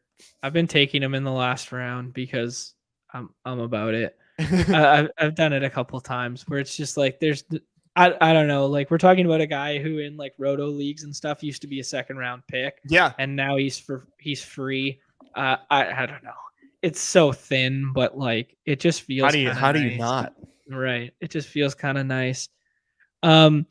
Harrison Bader was a darling of mine last year, just like the combination of sprint speed plus hard contact rate. And then we saw it come to fruition in the postseason. Not necessarily lobbying for taking him here, but like just in general, I kind of just like the profile. Brendan Rodgers as a stack option. I like Crone as well. Okay, sure. We'll take Crone. My concern with pretty good lineup. It's a really good lineup. My concern with him is he falls out of favor and he becomes a little bit of odd man out. Make Jurickson Profar play the infield a little bit. Jurickson Profar is a free agent. Yeah. Oh, well, there you go. I did not know that. Yeah, I don't think Crone's going anywhere in San Diego. Bader is interesting. Getting everyday ABs in New York, I think, has some spike value. I think he could be a really good version of Brett Gardner. Like, you know what I mean? Like how Brett Gardner was like, he was the everyday center fielder for all those good Yankee teams, and you're like, wow, can't they do better than this guy in center? Mm-hmm. And like they're a big money team, they're like whatever, but then like it's just like he just shows out, right? And obviously completely different profile where like Gardner didn't have the pop and he was just kind of like a defensive home favorite and would hit at the bottom of the order. I think Harrison Bader has more upside than that. But with Matt Carpenter gone, maybe, Stanton gets the bulk of DH ABs. And then, Bader doesn't necessarily get pigeonholed to center. He can play corner outfields on rest days. And I don't know. There's a lot of moving pieces with the Yankees because they do have a lot of good players. But yeah. He'll all we got to do is just hope that Brian Reynolds doesn't get traded there, and then he retains because they need him they need his glove in the outfield every day. So yeah. Okay, I want to see what this. Maybe I'm too low on Cronenworth in my mind right now. He's man. He's right in the middle of that lineup. Yeah. I mean, okay, so I guess this is probably per roster resource. I think so. I think Cronenworth becomes the everyday second baseman. I guess, I don't know, without Bell and Drury now, like who's going to play first becomes a question. So Carpenter? I trust roster resource. I thought Kim would be shortstop and Bogarts would play second. Isn't Kim like a plus defender? Yeah. And Bogarts is like average at best. Yeah. I'm not okay. I know he's getting this from roster resource. I just think it's interesting. And one big hole here is we don't know where Tatis fits in this yet. It'll be very interesting. It seems like they're going to put him in outfield. Yeah, you think he's going to play center field? I think yeah. Well, center, I'm not sure because Grisham is plus. Yeah. So I don't know where you can hide him at left. Yeah, can you hide him best at left? I think probably. Yeah, I'd say he just slots in for, that's Jose right there, and then all of a sudden it's just you swap Kim, Jose Sugar. Yeah, you swap Kim and then Tatis then for one in the lineup. You know what I mean? And there you go. There's your lineup: Tatis, Soto, Machado, Bogarts, Cron. Yeah. Right. And then Kim goes wherever in the bottom. You know what I mean? Maybe but as a number 9 hitter, it's not bad. Or Grisham hitting as your 9. But the fun thing about them is they got some good lefties in that lineup to even that out. I mean, that's a well-balanced lineup.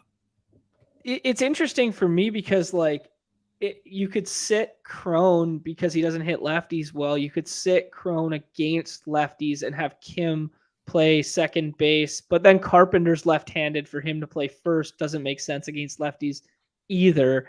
But I don't know. Is Carpenter a better hitter than Cron? I think so, but according to last year, maybe. I don't know. Yeah, I mean, who knows? Who knows, man? We got to see Carpenter again. Yeah, Carpenter literally. That was unholy. Yeah, dude wasn't even in the MLB at one point.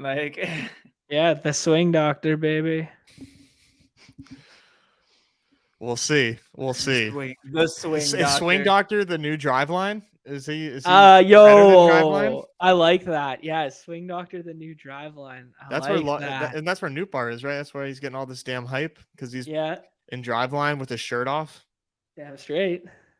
That's the thesis. He's dressing up like he's about to be trying to do a sim for 2K and get all of his movements right. Yeah, right? Yeah, exactly. Little golf balls all around him, the ping pong balls. Yeah, that's so funny. I got a buddy at EA, and of course, no, it's in Burnaby. It's pretty close. And he works there, or whatever. And they needed athletes to volunteer. One day, I was like, oh, I can come fake it around. Keyword being athletes, John. Hey, I used to be able to pick it. And still can. I've seen it. I can still skate. That's what I could do. I can still shoot. Yeah, and it was you put on the thing, and I got so excited. I was like, yeah, I'm gonna come and whatever. And then the shit got canceled. But I was gonna have the opportunity to do that, where it was you put on the jumpsuit, you put on all the Spaceball shit on your hands, and then you I don't know. I thought it'd be really cool. I would love to see my movements as a stick CGI person Yeah, on the screen. I exactly, want to see how right? goofy I look like when you take the flesh off me. Well, have you guys ever hit with the simulator? No, Yeah, I've been dying to get into a sim. Because that shit was like a little past our era. Like Numi's younger, but like when that stuff became like the norm, okay, we're gonna have to make a pick here. When that became like the norm, for instance, it was kind of a little later. We could go with some of our favorite infield Toronto guys, like maybe one of them to stack with Chapman. Yeah. We could also do Brandon Drury with Taylor Ward. Kind of mad, but kind of fun. I don't know that I'm a Drury believer. I don't know. No? He kind of he was okay, bad, and then good. I'm not I'm not like into that. You guys want Kirk or Witt? I think we got to do Kirk since Kirk, Go Blue just came in here and said Kirk now Kirk. So all right, sir. We'll do sir, Kirk. yes, sir. We'll and then I think we need an outfielder. Yeah. Kepler kind of nice. I like Kepler and like what about like a Kike Hernandez bounce back? He kind of had a down year, but yeah, I don't know. Like the or thing Miles about Straw with our Cleveland. Ugh, Okay, feels so bad. That's fine. Let's do Kepler because like when I'm looking for like ceiling outfielder late, I want someone who can fall into like 25 home runs, and I think Kepler has that ability. I don't think Kike does. I mean, yeah, maybe 25. I don't know.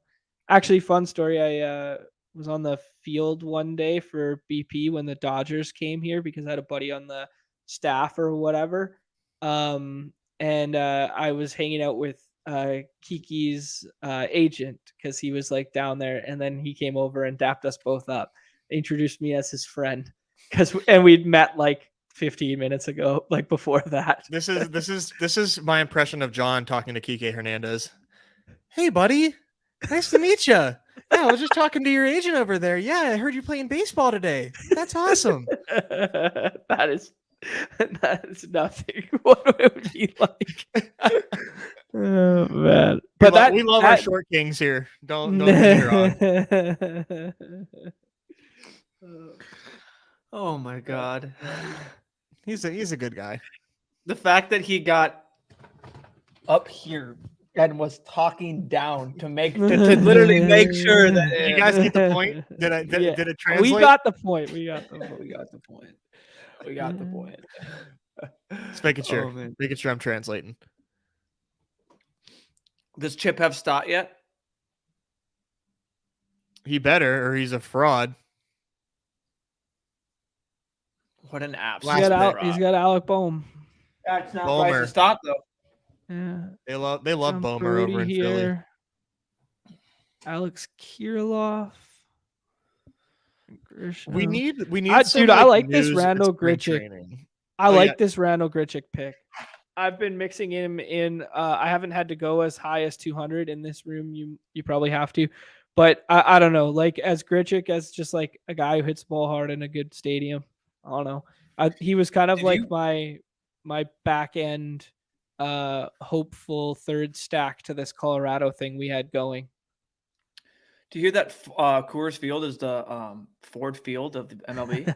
I have heard that. I've heard that. I've heard rumors. I think Tommy Pham is a good pick by Dark Sheep as well, considering that, outfield is obviously a disaster and he always goes late. And I think what we need is like spring training to come around, and we need some rookies to pop up and make some noise because I need some high upside outfielders, and right now we are depraved of them in the last rounds. Yeah. Yeah, we I mean, unless you're there's Pirates. What? Aside from Pirates? Yeah. That's just cuz Cal Mitchell and Jack Sawinski. But like these look at Cal Mitchell's steamer projections and talk to me. Oh my god. Sorry, John, go ahead. No, I mean, just in general, like this does feel like a pretty meh year for like AL Rookie of the Year, NL Rookie of the Year. I think it just feels like Corbin Carroll's at the top for the NL, Gunnar Henderson's at the top for the AL, and then it's just kind of like nobody else. You know what I mean? And like there's it just feels like, you know how like they come in ebbs and flows of like these middling years, and then all of a sudden you just get a dump of all the guys that are like come to the league at the same time, even though they're not the same age. It just feels like one of those years for whatever reason, right? Yeah, I think NL Rookie of the Year is gonna be a good race. I don't know anything about like AL Rookie of the Year as of right now, but I think ND's gonna make a really strong push. As obviously Bucco's fan, but he seems to be the real deal, and if he can provide like that offensive bat at the catching position, like that's gonna be a really strong case. But he needs to perform first. In real life, I think I'd agree. In fantasy, I don't particularly care. Sure. Know? Yeah. Yeah. Especially because he's infield. Like there's Ellie is a nice one. Oh no, never mind. That's Brian, isn't it? Yeah, Brian. Yeah, Ellie was like part of that Oakland trade.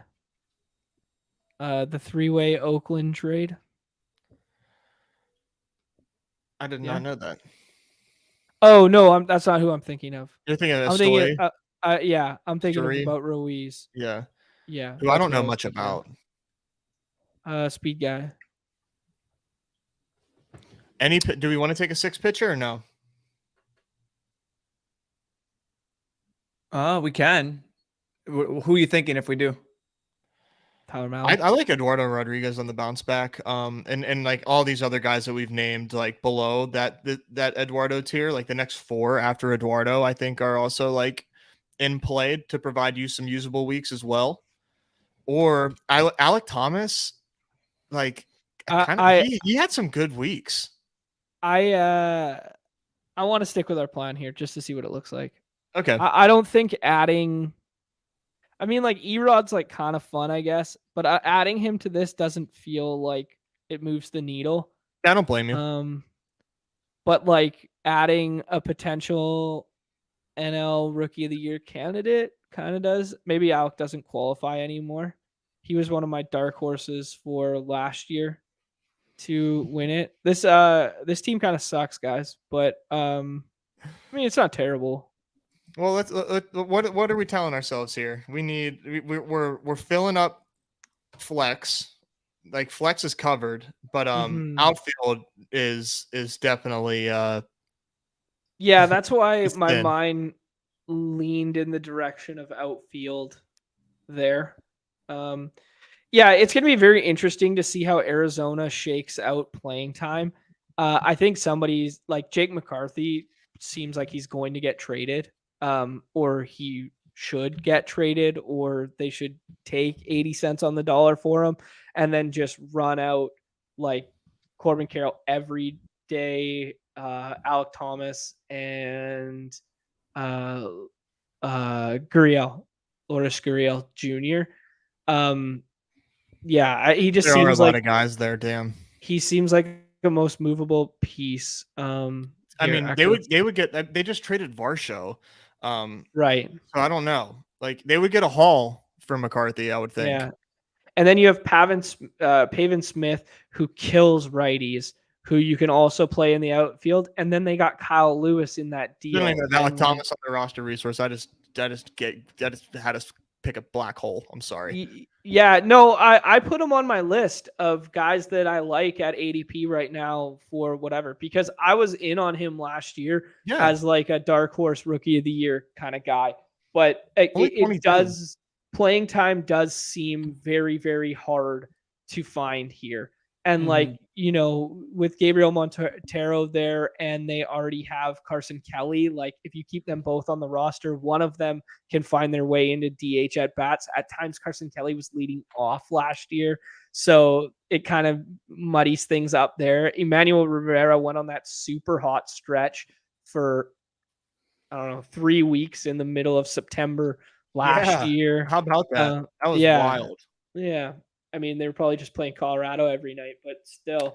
And then like Rojas going to third base now that you have Nick Ahmed back, like because he wasn't there for a good portion of last year as well. I don't know. This Arizona team just gets really muddied, but if they trade Jake McCarthy, like things just open up like crazy.